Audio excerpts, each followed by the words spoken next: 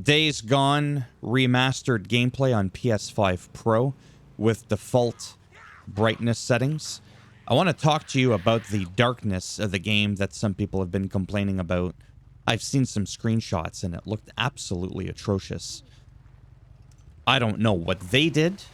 I mean, the people that took the screenshot, but for me, the game looks perfectly fine. Now, I don't want to be a smartass just because I'm going to say, well, I'm on an OLED monitor.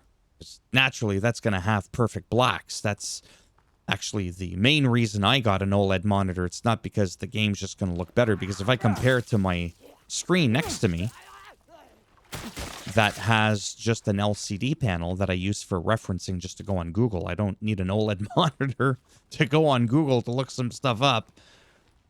I mean, yeah, it's going to look darker. I could turn up the brightness on it.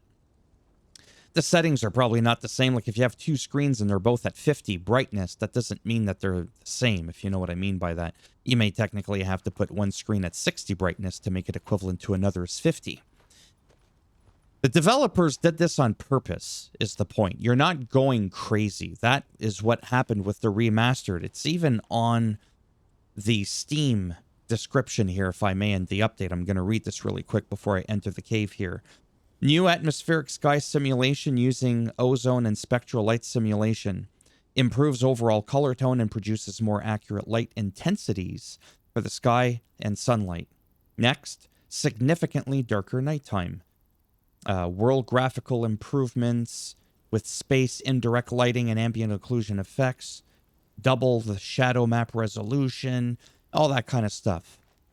So it sucks, and I'm not being rude. It really does suck if it's literally unplayable for you, because some people are saying it's unplayable. And I've seen the screenshots. Like I said, I don't know what these people were doing, but yeah, it's pretty wild.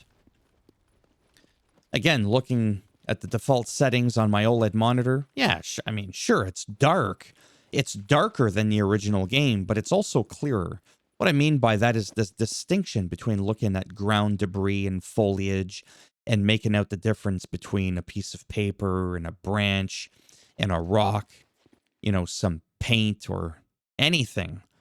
I can see it quite clearly on one screen. Again, if I reference to my LCD monitor, I mean, sure, not as much. And here's what it looks like with, you know, a flashlight, a little bit of moonlight coming down.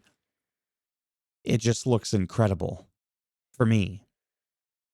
And I really do feel bad for you if it doesn't look good, or you have to increase the brightness and it looks a little bit too saturated. But even on my LCD monitor, honestly, it still looks fine. I mean, yeah, it's dark, but I'm also in a dark area. It's supposed to be that way. And that is basically the main purpose of this video. It's to let you know that you're not going crazy. They did make those changes. It's deliberate.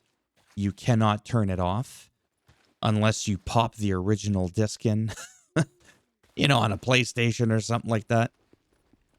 But I personally much prefer this version of the game. And I hope that the vast majority of you do as well. 3.5 minutes just to talk about the darkness of this game. I think I'm just going to end it here because I've overstayed my welcome here on my own channel. Thumbs up as always if you liked the video. It does greatly help support the channel with the algorithm in trying to make me more relevant in the search results when people are looking shit up online. If you didn't like the video, go ahead, give it a thumbs down. I'll bend it in half, twist it, and I'll throw it in here. So if you want to come and get that thumb, you're going to have to face the horde. And, yeah. If you want to subscribe, naturally, that would be great. But if not, whatever. It's all good. Thanks for stopping by anyways. Take care. And if I'm lucky, just maybe, I'll see some of you in the next one. Bye for now.